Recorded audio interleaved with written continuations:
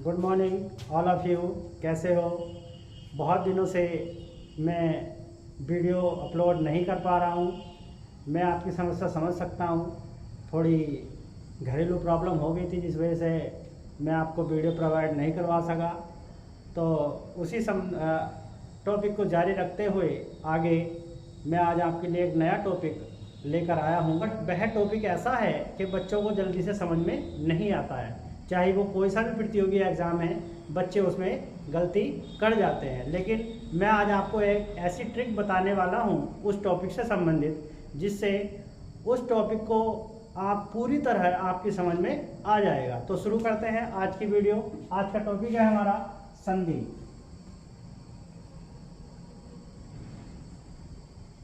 बच्चों, आज का टॉपिक है हमारा संधि। संधि को मैं आज आपको बहुत ही आसान और सरल तरीके से आपको समझाऊंगा, और मैं आपको यकीन दिलाता हूं कि अगर आप एक बार संधि समझ लेंगे तो आप पूरी जिंदगी इसको नहीं भूल पाएंगे। संधि का अर्थ, संधि का अर्थ बच्चों, संधि का अर्थ होता है मेल या जोड़। मेल या जोड़। देखते हैं संधि की परिभाषा। संधि की परिभाषा यानी संधि हम कहते किसे हैं, जब तक ये पता हमको नहीं चलेगा संधि समझ में नहीं आएगी। दो वर्णों के मेल से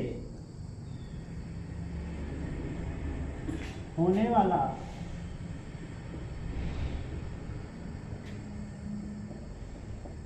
विकार, विकार का मतलब होता है परिवर्तन। परिवर्तन संधि कहलाती है।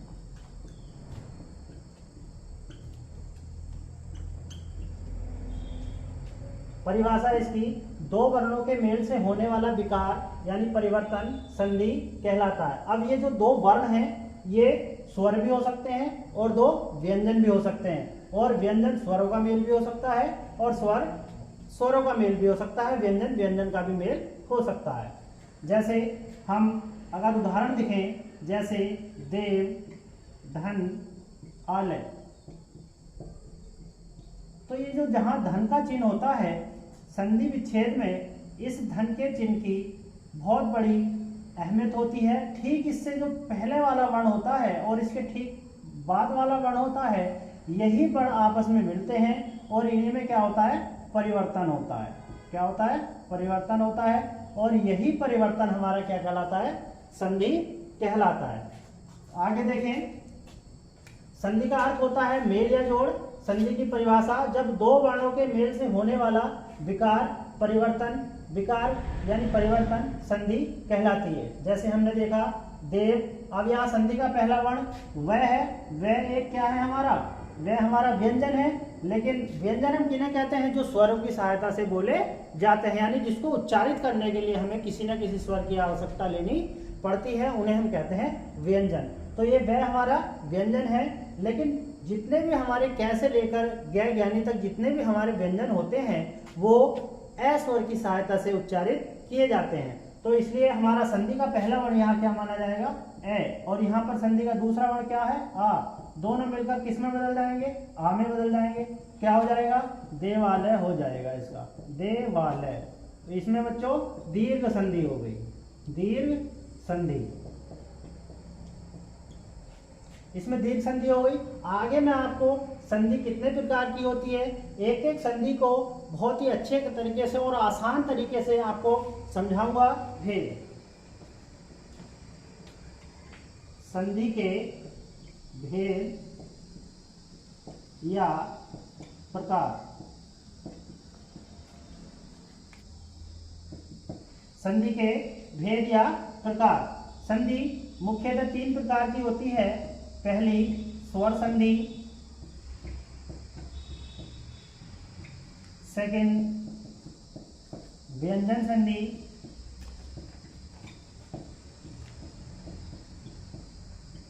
और तीसरी होती है हमारी विसर्ग संधि। विसर्ग संधि।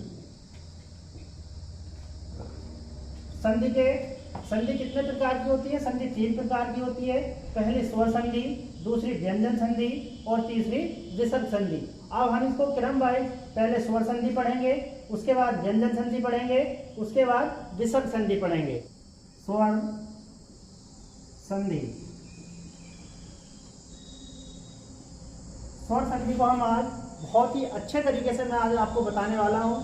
कृपया सभी बच्चे ध्यान दें। स्वर संधि जो इसके जो प्रकार होते हैं, स्वर संधि 5 प्रकार की मानी जाती है। पहली दीर्घ स्वर संधि, सेकेंड गुण संधि, गुण स्वर संधि, तीसरी यण स्वर संधि,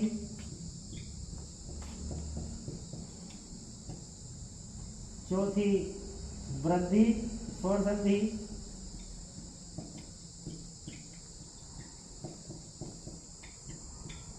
और पांचवी होती है हमारी अयादी स्वर संधि। अयादी स्वर संधि। यहाँ पर बच्चों थोड़ा ध्यान देने की जरूरत है, क्योंकि जो संधि होती है वो 3 प्रकार की होती है, स्वर, व्यंजन और विसर्ग, जैसे मैं पीछे आपको बता चुका हूँ। लेकिन जो स्वर संधि होती है वो 5 प्रकार की होती है। दीर्घ स्वर संधि, गुण स्वर संधि, यण स्वर संधि, वृद्धि स्वर संधि और अयादी स्वर संधि। कभी कभी बीच में स्वर न देकर केवल ये दे देता है दीर्घ संधि, गुण संधि, इसमें स्वर नहीं देता है, लेकिन असली नाम इनके यही है, दीर्घ स्वर संधि। जितने भी ये 5 के 5 नाम हैं। अब हम स्वर संधि के अंतर्गत आने वाली दीर्घ स्वर संधि को आज हम पढ़ेंगे। दीर्घ संधि। दीर्घ संधि। दीर्घ संधि के 4 नियम होते हैं, 4 सूत्र इसके होते हैं। पहला है, अगर संधि का पहला वर्ण ए या आ है और संधि का दूसरा वर्ण भी ए या आ है तो दोनों को मिलाकर आ हो जाता है। यानी संधि का पहला वर्ण कौन सा होता है? जहां पर धन का चिन्ह होता है उससे ठीक पहले शब्द होता है, ठीक के बाद शब्द होता है। तो इस शब्द का अंतिम वर्ण और इस शब्द का प्रथम वर्ण, यह धन से पहले वाला वर्ण पहला वर्ण कहलाता है, और धन के बाद वाला जो शब्द होता है उसका पहला वर्ण दूसरा वर्ण कहलाता है। तो संधि का पहला वर्ण अगर ए या आ है और दूसरा वर्ण भी ए या आ है तो दोनों मिलाकर आ हो जाता है, पहला नियम। दूसरा नियम, अगर संधि का पहला वर्ण छोटी ई या बड़ी ई है और उसके बाद भी अगर छोटी ई या बड़ी ई है तो दोनों मिलाकर बड़ी ई हो जाता है। दूसरा नियम ये कहता है। तीसरा नियम क्या कहता है हमारा? अगर संधि का पहला वर्ण छोटा ऊ या बड़ा ऊ है और संधि का दूसरा वर्ण भी छोटा ऊ या बड़ा ऊ है, दोनों मिलाकर बड़ा ऊ हो जाता है। चौथा नियम क्या कहता है? अगर संधि का पहला वर्ण ऋधि है और संधि का दूसरा वर्ण भी ऋधि है तो दोनों मिलाकर ऋधि हो जाता है। ये इसके 4 नियम हैं, पहला, दूसरा, तीसरा, चौथा। अब मैं इन नियमों को आपको उदाहरण सहित आपको समझाऊंगा और मैं विश्वास दिलाता हूं आपको कि एक बार संधि आपकी समझ में बहुत ही आसानी से इन सूत्रों के माध्यम से आ जाएगी और आप कभी भी इसको नहीं भूल पाएंगे। देखें, पहला नियम क्या कह रहा है? संधि का पहला वर्ण अगर ए या आ है, दूसरा वर्ण भी ए या आ है तो दोनों मिलाकर आ हो जाता है। जैसे विद्या, धन, आलय। विद्या, धन, आलय। अब यहाँ संधि का जहाँ धन का चिन्ह है उससे ठीक पहले जो शब्द होता है ठीक बाद में शब्द होता है, तो इस पहले वाले शब्द का अंतिम वर्ण और दूसरे शब्द का प्रथम वर्ण। तो यहाँ पर धन का चिन्ह यहाँ है तो इससे ठीक पहले वाला जो वर्ण है वो ये है, तो इसका मतलब सीधा सीधा ये है। और यहाँ पर क्या है? ये है आ, दोनों मिला क्या हो जाएगा, आ हो जाएगा। तो इसका क्या हो जाएगा, विद्यालय हो जाएगा, विद्यालय हो जाएगा। यानी ये जो इसका जो मतलब है ये दोनों मिलकर आ हो गया है। अब देखो हमारा नियम क्या कह रहा है, अगर संधि का पहला वर्ण ए या आ हो तो संधि का पहला वर्ण हमारा इसमें क्या आया, आया, और इसमें भी हमारा दूसरा वर्ण क्या आया, आया, और दोनों मिलकर किस में बदल गए, आ में बदल गए। तो ये देखो यहाँ पर एक सिंगल दो की बजाय इकलौता ये क्या आ गया, ये वाला आ गया। तो यहाँ पर क्या हो गया, विद्यालय हो गया। ऐसे हमारा दूसरा उदाहरण है इसी से संबंधित, जैसे देव धन आलय, देव धन आलय। अब यहाँ संधि का पहला वर्ण क्या है, वह है, लेकिन वह हमारा क्या है, व्यंजन है। और व्यंजन हम किन्हें कहते हैं, जो स्वरों की सहायता से उच्चारित किए जाते हैं उन्हें हम क्या कहते हैं, व्यंजन कहते हैं। तो वह हमारा क्या है, व्यंजन है। लेकिन जो हमारे कै से लेकर जितने भी हमारे गैर ज्ञानी तक जितने भी हमारे वर्ण होते हैं वो ए स्वर की सहायता से उच्चारित किए जाते हैं। इस बात को अपने मस्तिष्क में अच्छी तरह से डाल लें, क्योंकि कै से लेकर गैर ज्ञानी तक जितने भी हमारे वर्ण होते हैं वो क्या होते हैं, व्यंजन होते हैं। और व्यंजन हम किन्हें कहते हैं, जो स्वरों की सहायता से उच्चारित किए जाते हैं। तो वह हमारा क्या है, व्यंजन है। लेकिन वह किसकी सहायता से, किस स्वर की सहायता से बोला जा रहा है, ए की। तो संधि का पहला वर्ण यहाँ क्या माना जाएगा, ए, और यहाँ पर क्या है, आ। तो दोनों मिलकर किस में बदल जाएंगे, आ में बदल जाएंगे। वही हमारा सूत्र कह रहा है, अगर संधि का पहला वर्ण या तो ये आ जाए या दोनों में से एक आएगा, कोई सा, इधर भी दोनों में से एक आएगा। तो दोनों में से क्या आया, यहाँ पर ए आ गया और इधर ये आ गया, दोनों मिलकर किस में बदल गए, आ में बदल गए।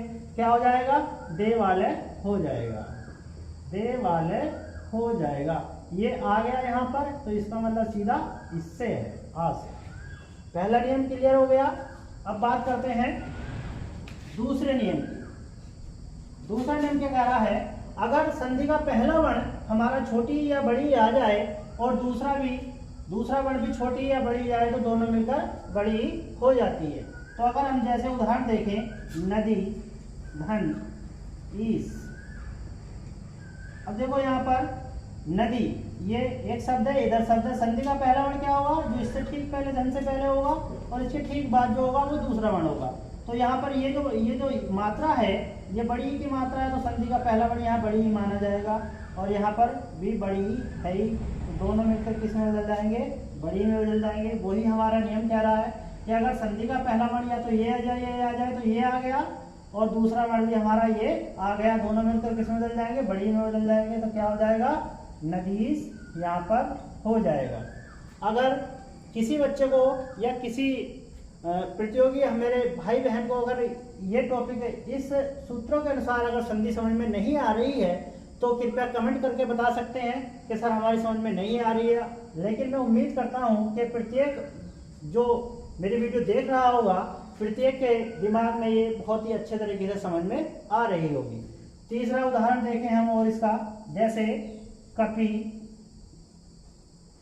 धन, ईस, कपि, धन, ईस। अब यहाँ संधि का पहला वर्ण कपि, क्योंकि यहाँ पे तो संधि का पहला वर्ण पे है, पे नहीं माना जाएगा। यहाँ क्यों नहीं माना जाएगा, क्योंकि जब हम कपि शब्द का उच्चारण करेंगे तो बाद में जो ध्वनि निकल के आएगी वो आएगी निकल के ई की। तो यहाँ ये जो मात्रा है ये छोटी ही है, तो यहाँ पर मानी जाएगी छोटी, और यहाँ पर क्या है, बड़ी। दोनों मिलकर क्या हो जाएगा, बड़ी हो जाएगा। तो क्या हो जाएगा, इसका कपीस हो जाएगा। क्या हो जाएगा, कपीस हो जाएगा। अब देखते हैं तीसरा नियम क्या कह रहा है बच्चों हमारा, अगर संधि का पहला वर्ण छोटा यानी ह्रस्व, जो ह्रस्व स्वर के अंतर्गत आते हैं, ये वाला वो ह्रस्व स्वर के अंतर्गत आता है और ये बड़ा वाला दीर्घ स्वर के अंतर्गत आता है। तो ह्रस्व और दीर्घ या ह्रस्व और दोनों दीर्घ मिलकर क्या हो जाते हैं, दीर्घ संधि में दीर्घ हो जाते हैं। यही हमारा इसलिए इस संधि का नाम है दीर्घ संधि। तो यहाँ पर तीसरा नियम क्या कह रहा है हमारा, उसमें देखें, जैसे भानु, तीसरा नियम, जैसे भानु, धन, उदय।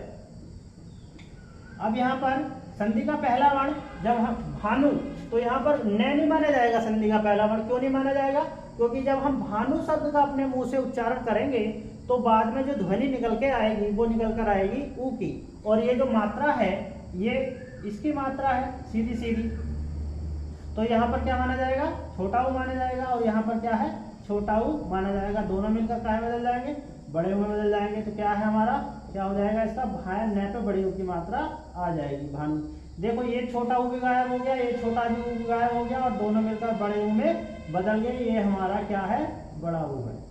तो ये हमारा सूत्र कह रहा है अगर संधि का पहला वर्ण छोटा ऊ या बड़ा ऊ आ जाए और दूसरा भी हमारा वर्ण छोटा ऊ या बड़ा ऊ हो जाए तो दोनों मिलकर बड़ा ऊ हो जाता है। आगे उदाहरण देखें, चौथा उदाहरण क्या कह रहा है हमारा, अगर संधि का पहला वर्ण हमारा ऋणी है, दूसरा भी ऋणी है, तो दोनों मिलकर ऋणी हो जाता है। चौथा नियम क्या कह रहा है हमारा, जैसे उदाहरण होत्र, धन, ऋकार। अब यहाँ देखो ये तय में नीचे ऋणी टंगा, ऋणी टंगा है तय में, तो यहाँ पर ऋणी माना जाएगा। संधि का पहला वर्ण क्या माना जाएगा, ऋणी, और यहाँ पर भी क्या है, ऋणी। ये दोनों मिलकर किस में बदल जाएंगे, ऋणी में बदल जाएंगे। वही हमारा सूत्र कह रहा है संधि का पहला वर्ण ऋणी है, दूसरा भी ऋणी है, तो दोनों मिलकर किस में बदल जाएंगे, ऋणी में बदल जाएंगे। तो इनको मिलाकर क्या हो जाएगा, होत्रकार हो जाएगा। होत्रकार, होत्रकार हो जाएगा। चारों नियम मैं आपको उदाहरण सहित बता चुका हूं। आपकी मैं उम्मीद करता हूं कि आपकी समझ में प्रत्येक उदाहरण और प्रत्येक जो सूत्र है, जो मैंने नियम लिखे हैं, ये आपकी समझ में आ गए होंगे। मिलते हैं स्वर संधि के अंतर्गत आने वाली जो गुण संधि है नेक्स्ट वीडियो में आपको मिलेगी। तो नेक्स्ट वीडियो को पाने के लिए मेरे चैनल को सब्सक्राइब करें और बेल आइकन जरूर दबाएं, जिससे मेरे द्वारा अपलोड की गई वीडियो प्रत्येक आपके पास आसानी से पहुंच जाए और आप अपनी पढ़ाई को और अच्छी बेहतर बना सके, जिससे आपको कोई भी संधि से संबंधित कोई भी प्रश्न आपको सॉल्व करने में कोई परेशानी ना हो। तो मिलते हैं कल स्वर संधि के अंतर्गत आने वाली गुण संधि में। धन्यवाद।